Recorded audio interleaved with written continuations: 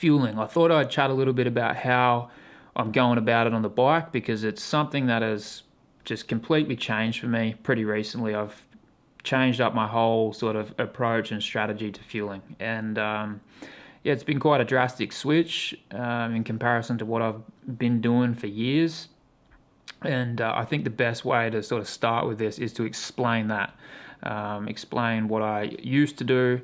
And to do that, I've got to go back to my running days, training and racing ultras.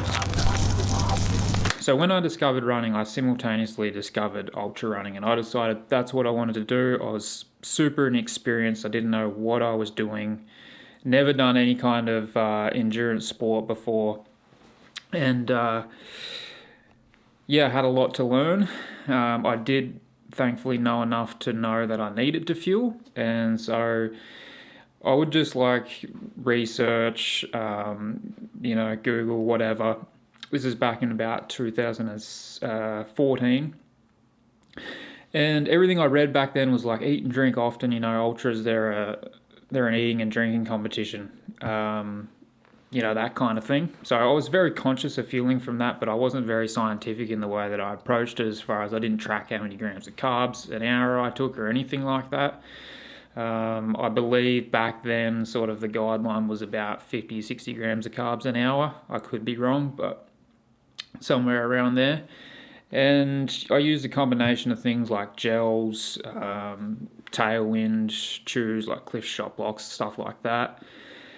And, early on, it didn't really matter. Like fueling, it was probably the least of my worries. I was, my body was weak from years of illness and stuff like that. So as I got fitter and stronger and, kept training more, etc., my expectations grew in these races, and I started to get frustrated because, I'd practice my fueling strategy and refine it and this and that, and I'd always reach a point late in the race, usually late in the race, where I didn't have GI issues, but I would start to feel sick, like nauseous, and I lost a lot of time, and just derailed a lot of races for me, and I got pretty fed up with it, because you set these races as big goals, train super hard for them, and it was kind of pretty frustrating. So I decided to train to not fuel, or not need to fuel as much, I should say. So I started doing all my training fasted in the morning, nothing to eat prior. And then on my long runs, I'd use as little fuel as I possibly could, sometimes nothing at all. I remember doing 4-hour long runs with nothing, just water. And I actually felt really good doing this. And my thinking was always that race day I would still fuel with carbohydrates, but I would just need to intake less and hopefully avoid those patches of feeling unwell and nausea, because I felt like at the time that those patches of nausea were brought on from just eating so much sugar, and it worked. It definitely worked for me. My energy went from highs and lows all over the place to just very even and consistent. And it was a perfect strategy for me for ultra running, because long races like 10, 15, 20 hours at relatively low intensity, like my motto was always start slow and don't slow down. And I know enough now to realize that it worked, because my body became efficient at using fat as fuel and was able to preserve my glycogen stores, because I was working at that lower intensity. And it just enabled me to be able to avoid the nausea and feeling unwell that ruined a lot of races for me. And my times and results and everything improved drastically using that fueling strategy. So as I started cycling, I just kept doing my normal thing as far as fueling goes, and it was just fine. The big switch happened for me when I decided to train for and race a 100-mile road race. And I just got more, invested in cycling as a whole, more interested, curious about performance. I just started taking it a bit more serious, And all you hear these days is 100 plus grams of carbs an hour. And so, yeah, I really just got curious.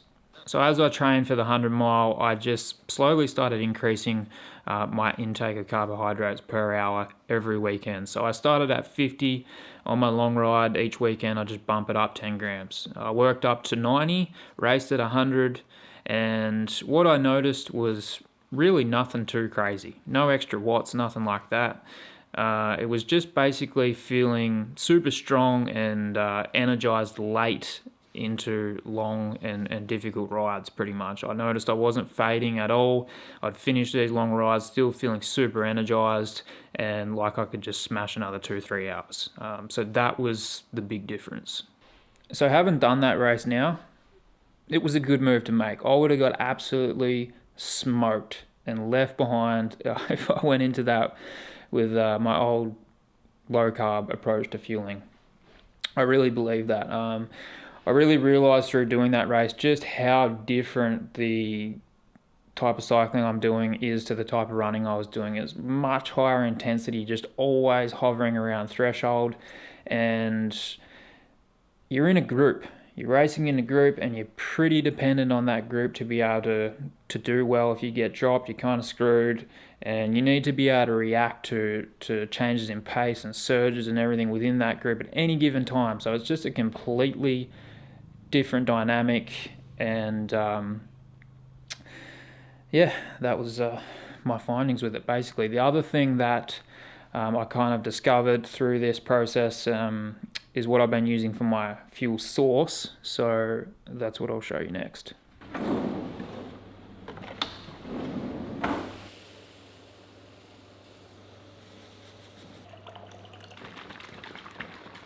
So sugar water's been around for ages. I remember hearing about it, but I was never, it wasn't something I was really interested in trying. I got into cycling. I was deep down a YouTube rabbit hole there one night. I saw Jesse Coyle's video about using it, and literally just decided to try it based off of that. Because if you don't know Jesse, he's a cyclist from here in Australia, super strong on the bike. He knows a lot about cycling, and I think he's a very intelligent guy, just generally, and I think his opinions on things are very honest. Like, he tells it how it is. You don't get any bullshit with Jesse, so I respect his opinion a lot. So I saw that video and I was like, yeah, I'll give it a go. It's easy to get. Just go down the supermarket, buy a bag of sugar. I think it's like $2.50 for a kilo bag, which lasts quite a long time. So it's dirt cheap. Availability is great, and it's just simple. It is so simple. You just weigh the sugar out in a bottle, mix it up with water, and you're good. And it works.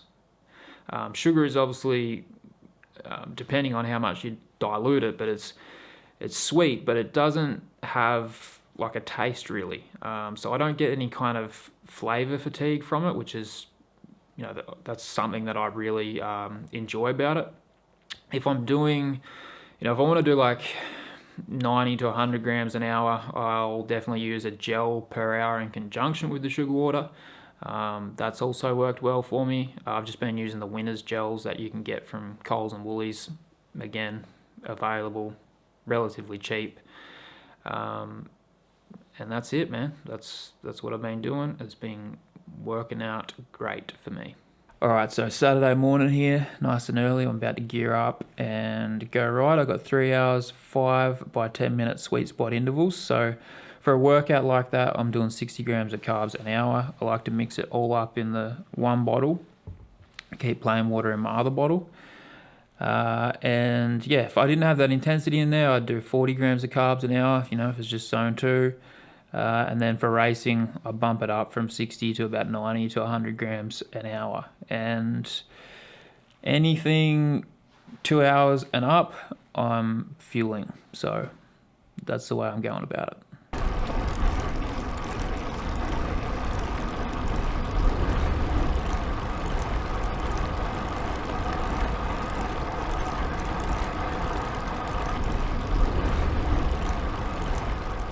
Right, just got in.